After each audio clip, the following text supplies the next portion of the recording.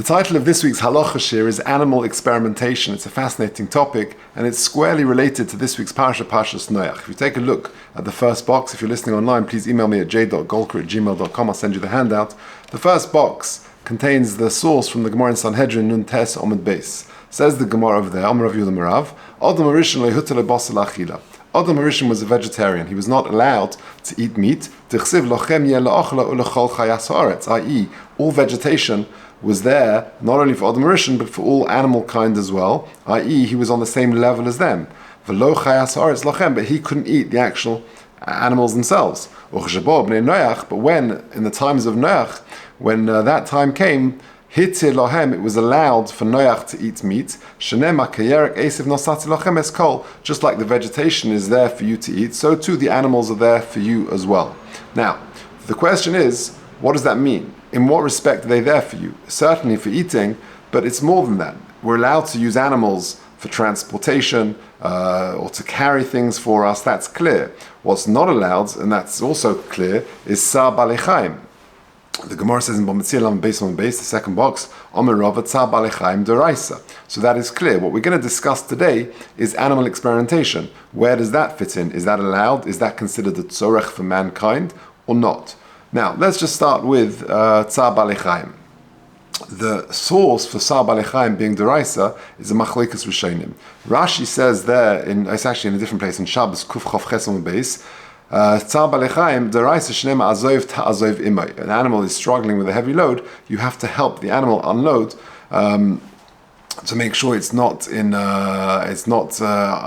bearing too much difficulty, too much pain. The Meiri takes issue with that and concludes, if you look at the end of the Meiri there, and says that the source is Lo Sachsom Shar B'disha, which means that if an animal comes into a field, when it's allowed to graze, and muzzling the animal, preventing it from grazing, is considered cruel to the animal, and that is the source, says the Meiri, of Tzar Balei Chaim D'Oraisa. Interestingly, the Sefer Hasidim and the Moreh Nevuchim, the Rambam and Moreh Nevuchim, gives a third, an alternative source, and that is from Bilam. Because if you look at the Moreh Nevuchim, which is at the end of the third box in paragraph 3, Tzar Balei Chaim D'Oraisa Mimamorei Alma Hikisa Es Asoincha. When the famous incident with Bilam, he's riding the donkey, and they're going on their way, and the donkey stops because the malach is in front of it. Bilam hits the animal, and the malach says, "Ma hikisa es asoincha?" Why are you hitting the animal? Says the Rambam and the Sefer Hasidim as well, because that is a source for Tzar Balei Chaim D'Oraisa. You're not allowed to show cruelty to animals. Now, there'd be a nafka between these reasons. What is the nafka mina? The nafka mina is, does it apply to non-Jews as well? According to the first two reasons, that does not restrict non-Jewish people, because those are mitzvahs in the Torah. If the source is from Bilam, then Bilam, of course, was not Jewish, and it would apply to them as well. Okay.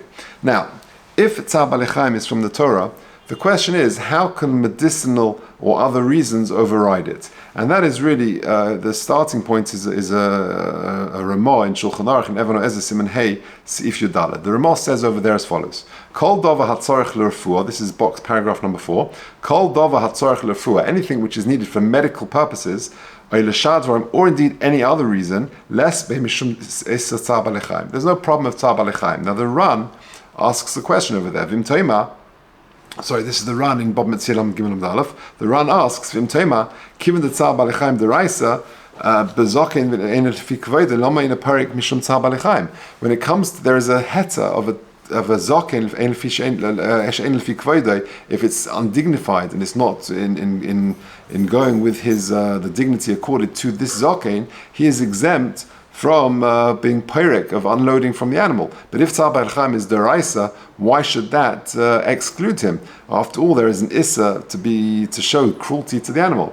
So says the Ran, quoting the Ramban, Kosav Ramban Zal, the asay, the kavod HaTorah odif, the asay of kavod Torah, which is affording honor to this zaken, trumps it beats the issa of Tzar Balei Chaim. Says the Ran, that doesn't make sense to me. When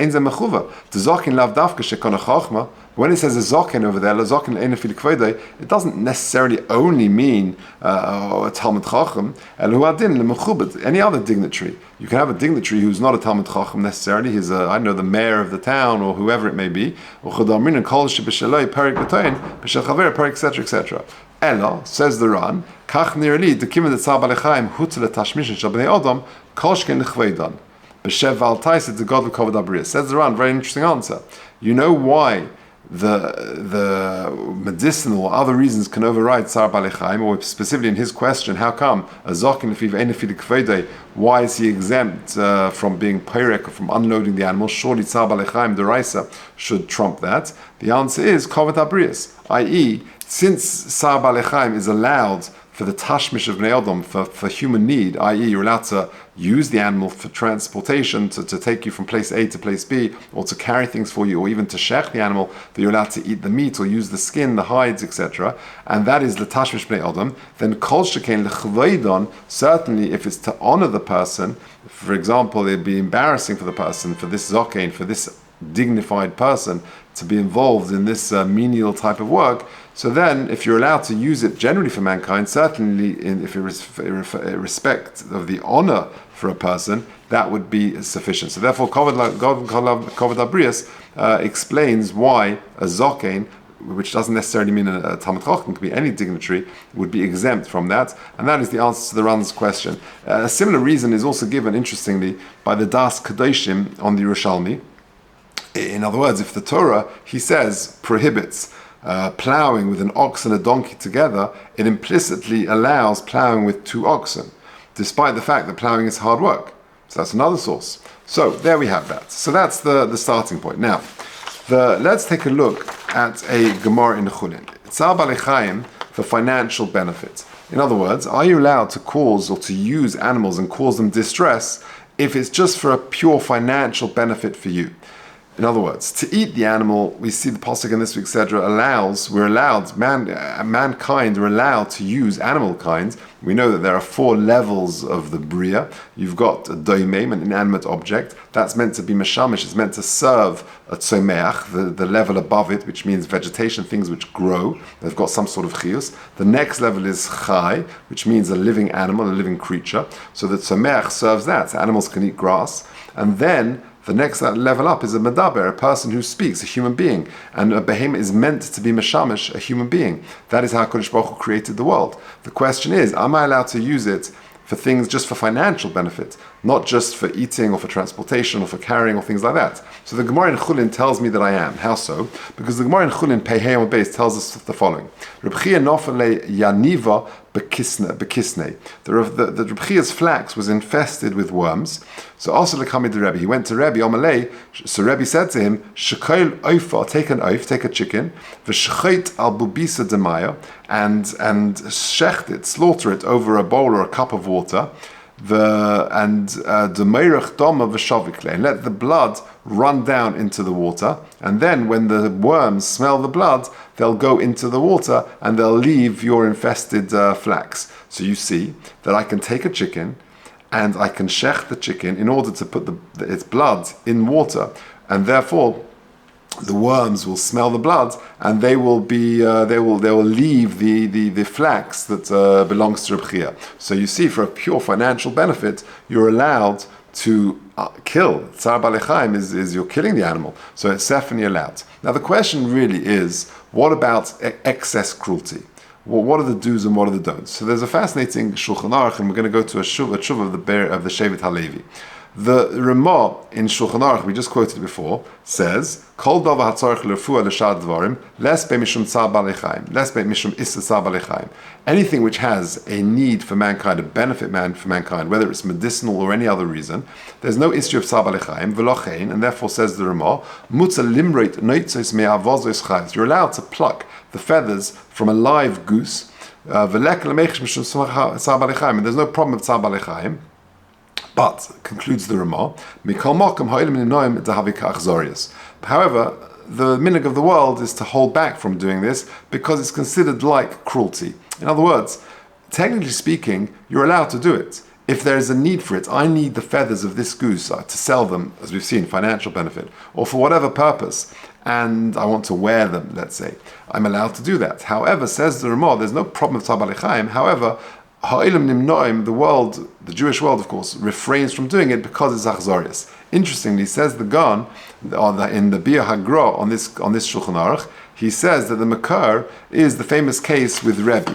Now, the case with Rabbi is a Gemara Bava Metzia Pei Hey Omid Aleph. The Gemara says there, Chavivin Yisurin. Rabbi says Chavivin Yisurin because Rabbi was Mekabel for Tleisa Shani for 13 years. The Rabbi al Yidei Maisa Bo al Yidei Maisa Holchu. The Gemara tells a famous story that Rabbi was inflicted with Yisurim, and because of an incident he received them, and because of another incident they went away. What does the Gemara say? Al Yidei Maisa Bo Mahi. What was the incident that caused Rabbi to have Yisurim? Tahu Egle Dahav Kamam to Leila Shchita. They were bringing a calf towards to Shchita. Ozl Talia Lereshi Bekanfi the Rebbe, and the calf was resisting it, and he sort of put his head in Rebbe's jacket. V'kabochi, and the calf started crying, a very sad scene. Omelei, and Rebbe said to the calf, Zil lekach netzarta, go to the shchita because this is your purpose. That's why you were born. Omri hayel v'lekom merachim leisi leisur. And since he wasn't merachim, since Rebbe didn't show rachmanas, mercy on this calf, therefore Yisurin came to Rebbe. And many years later, 13 years later, because of an incident they went away, his Yisurin stopped. What happened? So Rebbe's house help, his maidservant, was cleaning the house, sweeping the house. And there were some animals, some insects there, and Rebbe said to her, Shavkinu, let them be, don't sweep them away. V'rachamov al kol ma'asov. It says in Tehillim Kuf Mem Hey, which is of course Ashrei, we say it in Ashrei, that HaKadosh Baruch Hu shows Rachmanos on al kol ma'asov. Amr ha merachim nerachim alei. Since you had Rachmanos on these animals, then HaKadosh Baruch Hu is going to have Rachmanos on you and takes away the Yisurin. It says the Gan, you see, this is the source for the Shulchan Aruch, that when the Ramah says Ha'elim nimnoim dahav yachzorius, since the people should really try and refrain from doing this sort of a feather plucking of this goose because it's considered achzorius, even though it's technically allowed. And says the Gan, the source is that Gemara in Bava Metzia with Rabbi. Now, the Shevet HaLevi, Reb Vozna, has a fascinating tshuva. He says the following: Yikartu kibalti va'oisius shaluni al dova hanashira. He says that someone asked him a very interesting question. It's a process called nashira. I'm not familiar with the English word terminology, but I'll describe it the way the Shevet HaLevi brings it. That is done today. This practice, says the Shevet HaLevi, Rav Vozna passed away, 5-10 years ago, so I don't know exactly the date of this tshuva. I haven't got it in front of me, sorry. So it's in relatively recent times. There was a practice in the farming world of old chickens. They would hold back from feeding the chickens for 10 days. They would just give the animals water to drink. And the animals would become very weak. Many animals died from it. And many sustain themselves from the fats stored in their body. Because of this process, starving the animals, giving them just water, and them using the fat storage in their body, their feathers fell out. And they had a new coat of feathers that grew afterwards as a result of this. And lo and behold, then as a result of this process, they would actually be able to produce eggs again. And it's lucrative, because if they would do this process, they wouldn't have to wait 5 months for the chicks to be hatched and to develop and to grow, and then for themselves to have chickens, to have eggs. Why wait 5 months when this takes 10 days? They save a lot of time, and they're gaining a lot of money. Are you allowed to do this? Are you allowed to starve the animals for 10 days for financial gain? Says the Shevet HaLevi, the second paragraph on paragraph 6. It appears to me, there are 3 categories: Tsar Koton, minor pain; Tsar Godel, more major discomfort; V'achzorius leiv, and cruelty.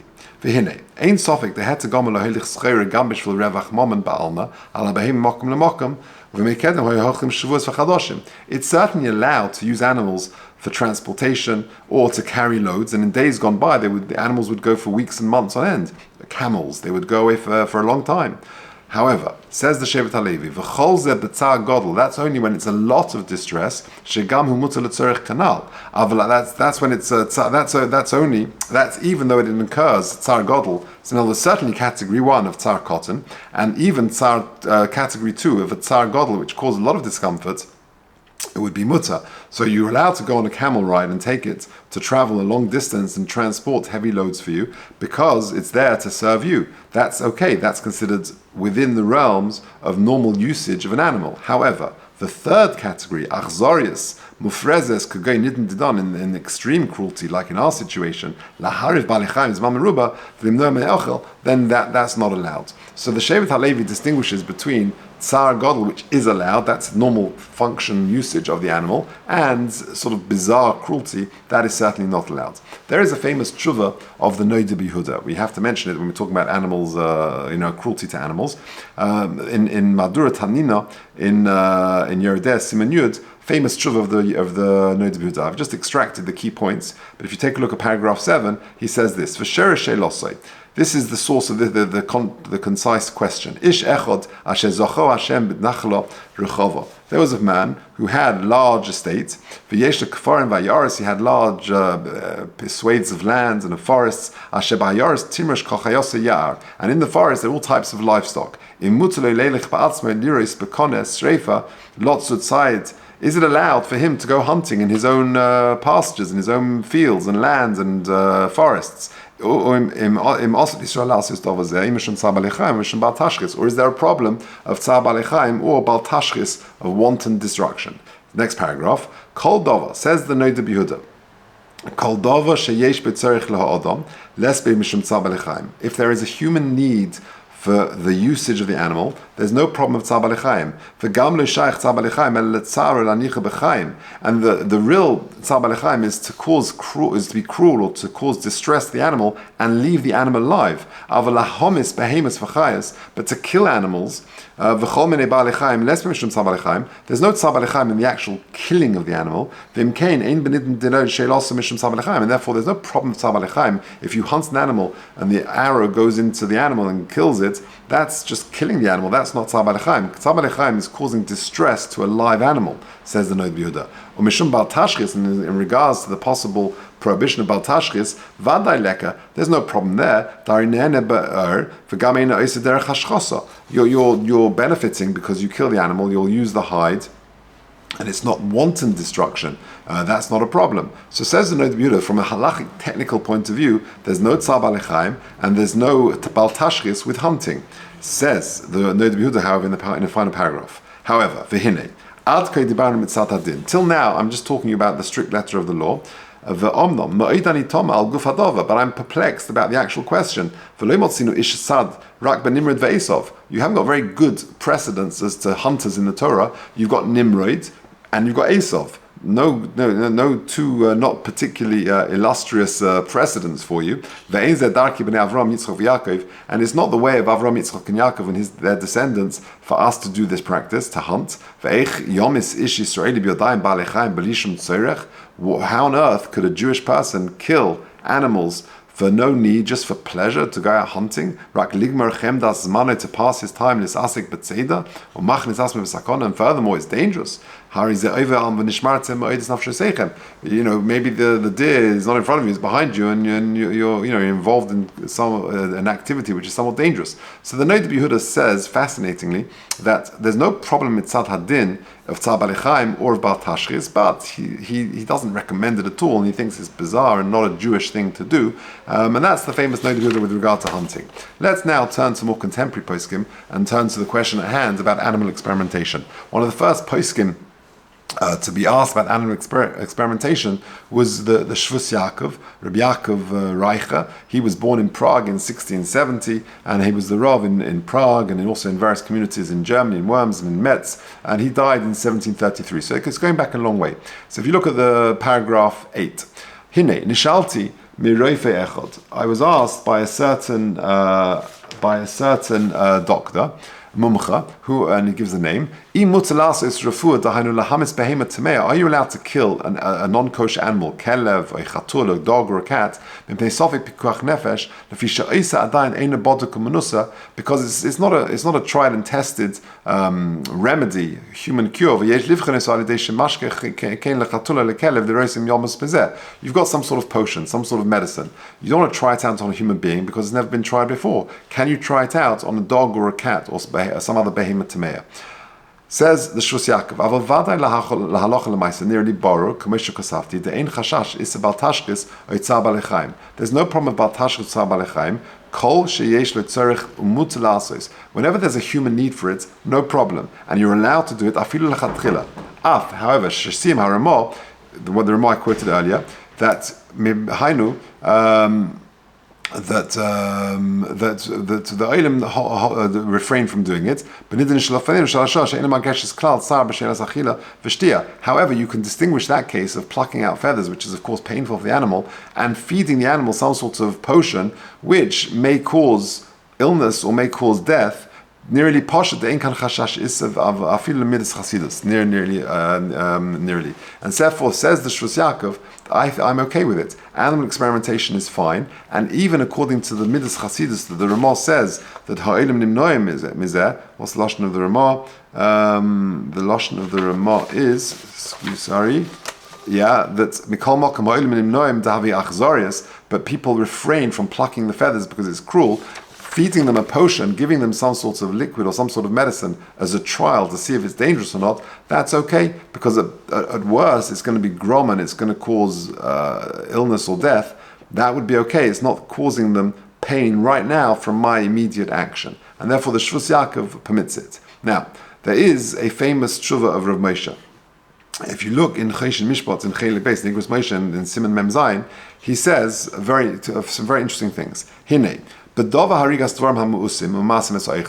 you've got some rodents or some flies, we've just come out of Sukkot, that's the time. And you're anzvuvin v'yetushin u'piroshin shemetzarin es adam. They're causing bees, wasps. They're causing distress for human beings. Lekashum isim lehargam. There is no problem in killing them. V'chein ha'achbarim, and so too rats. Or mafsidim ha'ichlin, that can spoil food. V'kolshken ekrim sam tinoikas, and so too if there are children there, they get very nervous about it. V'af gedolim sheish mispalim mipneim, and you get adults as well who get very anxious when you see these animals. Lekashum isim lehargam. There is no issa whatsoever in killing them. Ki chodav v'shul tzarech adam leka issa tzav alechaim. Again, anything which has a benefit of human being, i.e., they're spoiling your food, or they're causing you distress, or it makes you feel anxious, or it makes an unpleasant thing. You've got rats, or you've got whatever it is. To kill them, that is considered absolutely fine. There is no isaf tzar balechaim if there is a tzorech for a odom, which there would be in this situation.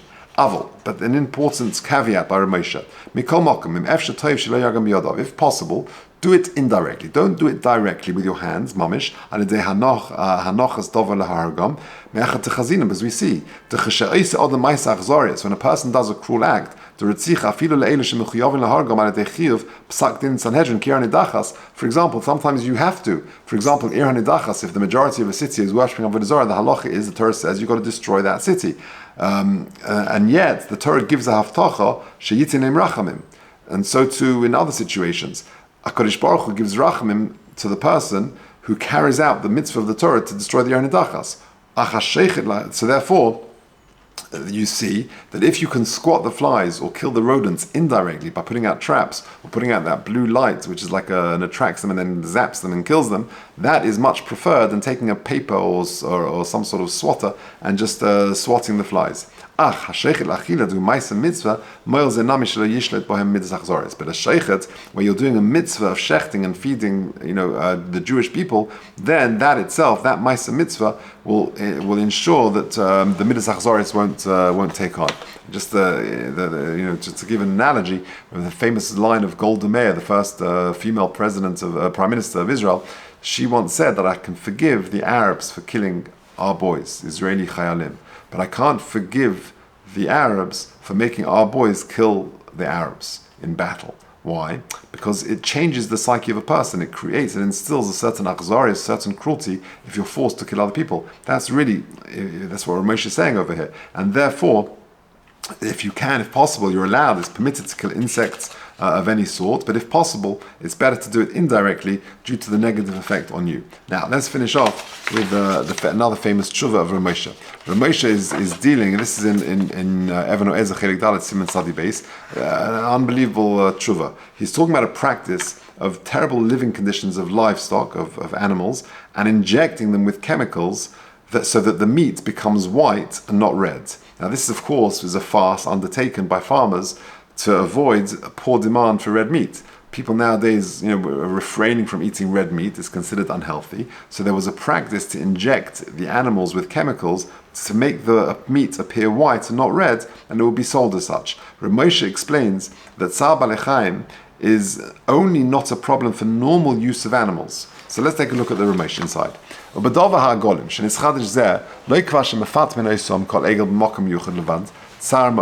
only do they keep them in very inhumane conditions, in very narrow, constrained areas, they haven't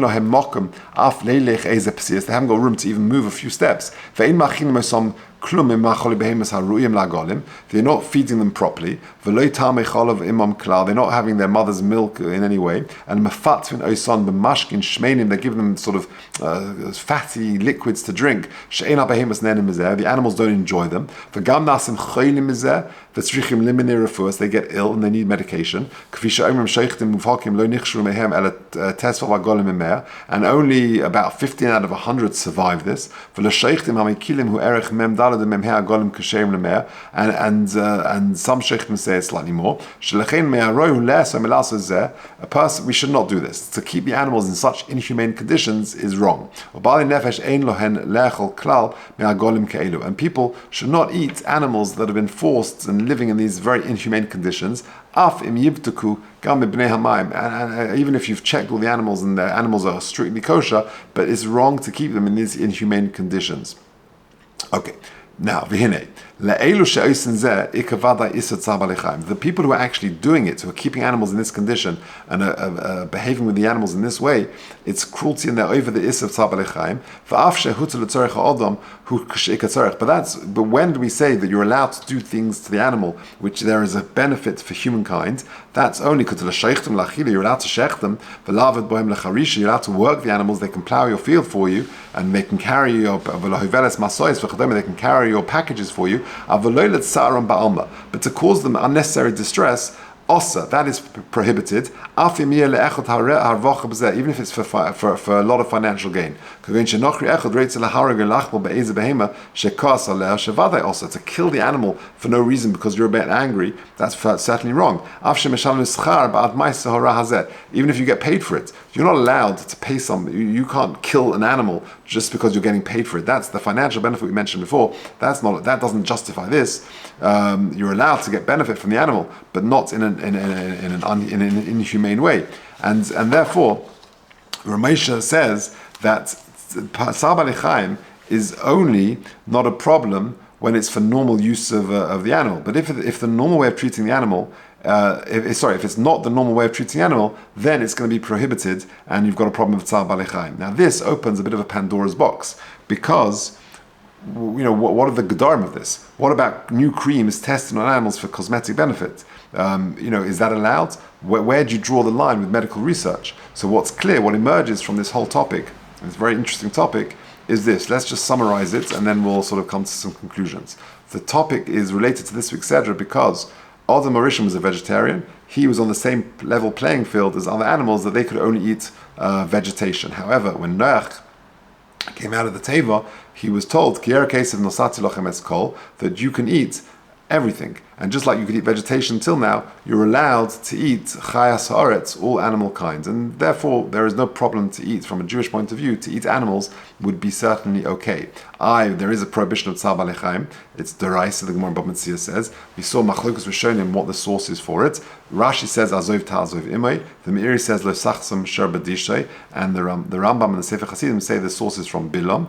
Nafkamina would be if it applies to non-Jews. Then we discussed the Ran. If Tzar Balei Chaim is indeed from the Torah, how can medicinal or other reasons override it? So the Ran quotes the Ramban who says because the source is from Zokein Enefi Kvota, he rejects that and says God covered Habrias. Okay, and then the Das Kadoshim on the Yerushalmi gives a different reason, that the very fact that the Torah prohibits plowing with a donkey and an ox together implicitly allows plowing with 2 oxen, and even though that plowing is hard work, the Torah clearly allows it. So that was that. Now, Tzar Balei Chaim for financial benefits, we saw from the Gemara in Chulin would be allowed. However, excess cruelty or unnatural cruelty is not allowed. And therefore, the Shevet HaLevi, Rav Vosner, differentiates between 3 categories. Tzar Kot and Tzar Godel would be okay, even though Tzar Godel is hard work for an animal to schlep packages for many days or many weeks. But that's its function, and therefore it's allowed. However, achzorius, cruelty, unnecessary cruelty, in the example there of starving the animal for 10 days and just giving it liquid in order that it can give you a financial benefit, that would not be allowed. Hunting, the Noda B'Yehuda says technically it's okay. There's no problem with Tzar Balei Chaim. There's no problem with Bal Tashchis. However, it's not a Jewish practice whatsoever. This is not the only examples we have are Nimrod and Esau, and it's not what the Bnei Avram, Yitzchak, and Yaakov should be engaged in. And in terms of animal experimentation, again, the Shvus Yaakov says clearly, one of the first poskim to be asked about it, he says that it's allowed. And there's no problem with it. And Rav Moshe famously says, when he talks about trapping rodents and swatting flies, Rav Moshe says it's permitted to kill insects, but if possible, it's better to do it indirectly rather than directly because of the negative effect on you. And regard to inhumane treatment of livestock, Rav Moshe says that it's not allowed. That is certainly also. And therefore, in terms of animal experimentation, we have some parameters there, and therefore the summary would be that Tzar Balei Chaim is avoided in most cases. There's no problem of Tzar Balei Chaim in the majority of cases. However, there are some situations which involve unnatural or excessive cruelty, which certainly have to be avoided. And not only does it teach us how to behave to animals, but to human beings as well. We need to behave in a kind, compassionate way, as the Gemara says over there, that v'racham of al kol masov, that we have to show rachmanas al kol masov. However, the animal kingdom are there to benefit and serve mankind, and in the normal fashion, that would certainly be allowed.